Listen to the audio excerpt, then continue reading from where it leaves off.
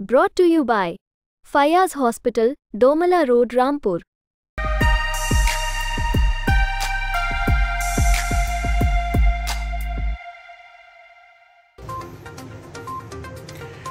Samajwadi party के वरिष्ठ नेता मोहम्मद आजम खान के बेटे और पूर्व विधायक अब्दुल्ला आजम खान को अदालत से कुछ राहत मिली है। उनके खिलाफ प्रशासन द्वारा डूब क्षेत्र में जमीन खरीदकर अवैध प्लॉटिंग करने और पर्यावरण को नुकसान पहुंचाने के लिए आरोपों में दर्ज किए गए एक मुकदमे में रामपुर की एमपीएमएलए कोर्ट मजिस्ट्रेट ट्रायल ने इस मामले में अब्दुल्ला आजम खान को जमानत दे दी है।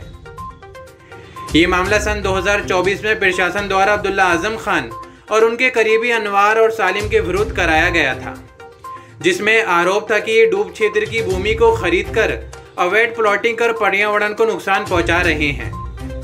इस मामले में सह आरोपी अनवार और सालिम को पहले ही एंटीसिपेटरी बेल मिल चुकी है।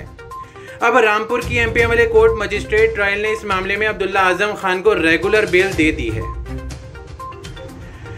अब्दुल्ला आजम खान के वकील जुबैर अहमद खान ने बताया कि इस मामले में उन्होंने अदालत में गैर बराबरी और पक्षपात का मुद्दा उठाते हुए अदालत से गुहार लगाई थी कि विवादित भूमि पर पहले ही मकान और दूसरे निर्माण किए हुए हैं, लेकिन उन पर कोई कार्रवाई नहीं हो रही, जबकि अब्दुल्ला आजम खान द्वारा खरीदी गई भूमि पर ना तो कोई निर्माण है और ना ही पर्यावरण को नुकसान पहुंचाया गया है।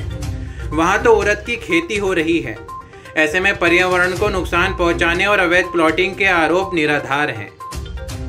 इसके साथ ही अब्दुल्ला आजम खान के वकील जुबैर अहमद खान ने अदालत के सामने दलील दी कि दूसरे लोगों के खिलाफ कोई कार्रवाई नहीं की गई, जबकि अब्दुल्ला आजम खान के खिलाफ ये मुकदमा दर्ज किया गया, जो कि पक्षपात और गैर बराबरी है। अदालत ने इन सभी दलीलों को सुनकर अब्दुल्ला आजम खान को जमानत देने का फैसला दिया, जबकि अब्दुल्ला आजम खान के लिए बड़ी राहत है। देखिए, डूब क्षेत्र की ज़मीन को लेकर एक क्राइम नंबर 9/2024 का एक अपराध एक रजिस्टर हुआ था, एफआईआर रजिस्टर हुई थी, जिसमें अब्दुल्ला आजम खान और तमाम दूसरे और 2-3 लोग और कुछ अज्ञात लोगों के खिलाफ एफआईआर दर्ज हुई थी। उन एलिगेशन ये था कि जो ज़मीन ख़रीदी है अब्दुल्ला खान ने, वो डूब क्षेत्र में आती है और उसमें प्लॉटिंग करके उसमें एनवायरनमेंट को जो है नुकसान पहुँचाया जा रहा है। इस केस के अंदर जो अहम बात थी वो ये थी कि एंटीसिपेटरी बेल इसमें को एक्यूज़्ड जो लोग थे अनवार सालिम, उनकी स्पेशल जज एमपीएमएलए कोर्ट से हो गई थी।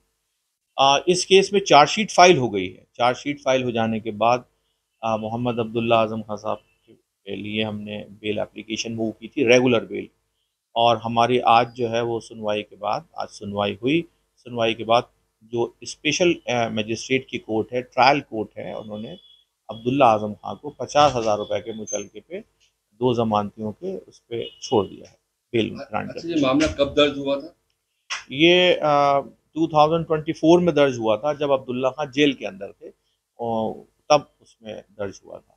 कोर्ट में आज क्या क्या दलील है आपने दी जो बेल? देखिए, जो अहम बात है वो हमारी दलील ये थी कि हमारे साथ डिस्क्रिमिनेशन हो रहा है। ये जो ज़मीन है, ये ज़मीन निजी ज़मीन थी और अब्दुल्ला आजम खान ने जो ख़रीदी वो अनवार सालिम से ख़रीदी, और अनवार सालिम ने जो मिस्टर ओलक करके साहब हैं उनसे ख़रीदी, शायद लीडर हैं। और उसके बाद में वहाँ आसपास की जो दूसरी ज़मीन, जो दीगर ज़मीनें हैं वो बिकी हैं। वहाँ पर हॉस्पिटल बना हुआ है, वहाँ पर मकानात बने हुए हैं, और इनकी ज़मीन वाहिद एक ऐसी ज़मीन थी अब्दुल्ला खान की जो कि एज़ इट इज़ है, जिस पर कि उड़द की खेती होती है और चीज़ों की भी खेती होती है। इस पे प्लॉटिंग का तो कहीं कोई सवाल ही नहीं था, और किसी भी तरीके से जो एलिगेशन था वो साबित नहीं हो रहा था।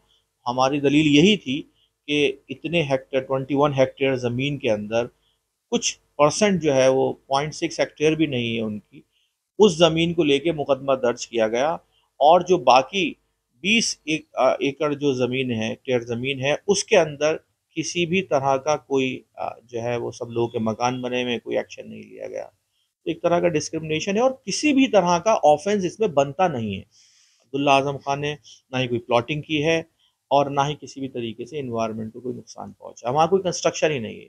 कोर्ट ने तमाम दलीलें सुनने के बाद, दोनों पक्षों को सुनने के बाद आज बेल दी।